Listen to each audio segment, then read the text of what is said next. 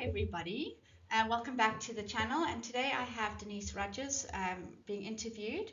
I've known Denise for many years, and she's actually got quite a few stories that she might be sharing with us, but today I wanted to interview her and ask her about a tragic story that happened to her parents, and how forgiveness played a big part in her journey. So Denise, would you like to just tell us a bit about what happened? Okay, so my parents retired to a farm in Magaliesburg in the northern province, northern province, and they loved it there. We had so much fun there, but they were getting older, and we were worried about them staying out there so isolated. But they just refused to move. So I just used to phone my mom and visit whenever I could. And one day I couldn't get hold of her on the phone, and I thought, well, maybe they were at the co-op or doing something in town. And so I phoned the next day and I still couldn't get them. Then I phoned my sister-in-law, and she said, funny, she'd also tried them and couldn't get them. And there was just something in me that I knew something had happened. So I actually contacted the Hekpoort police, because that's where their little farm was, and asked them to go and check. And they went along and phoned me and said they have to have a family member there to open the house. I didn't quite understand what they were saying. However, I phoned my sister-in-law, Penny, and the two of us drove out to the farm. And as we came down the little farm road, we just saw about 6 or 7 police cars and all this red and white police tape all over. And of course, I just knew something had happened. And the police, there was such a lovely policewoman there. She just let me cry on her shoulder. I'm sorry if I'm going to cry, but see. That's okay. She let me cry on her shoulder. And she told Penny and I that my mom had been murdered in the house and that they couldn't find my father.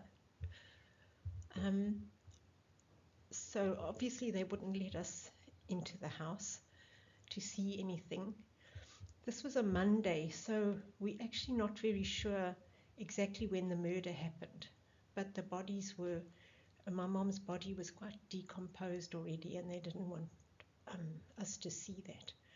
So the next morning, my brother went out early to the farm, and the police there were there with sniffer dogs, and they found my dad's body in a shallow grave, quite near the farm. So then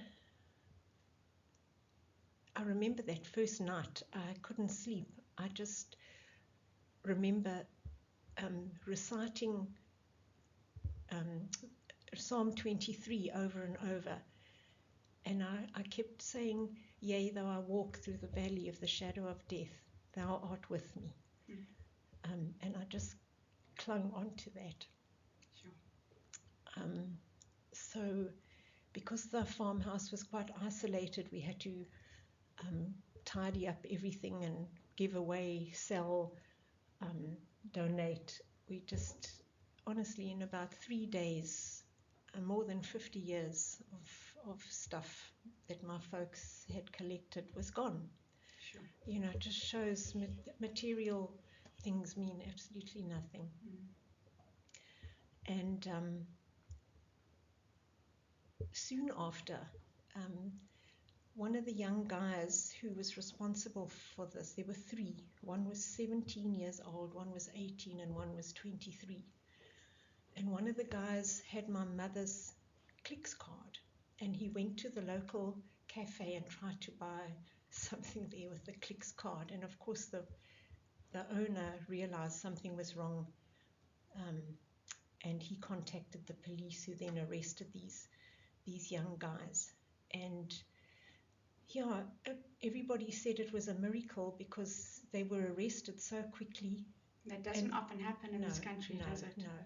I'm going to stop us here because I'm going to ask another question, but I just wanted you guys to understand the nature of this horrendous story and what had actually happened, and then I'll come back to the next part.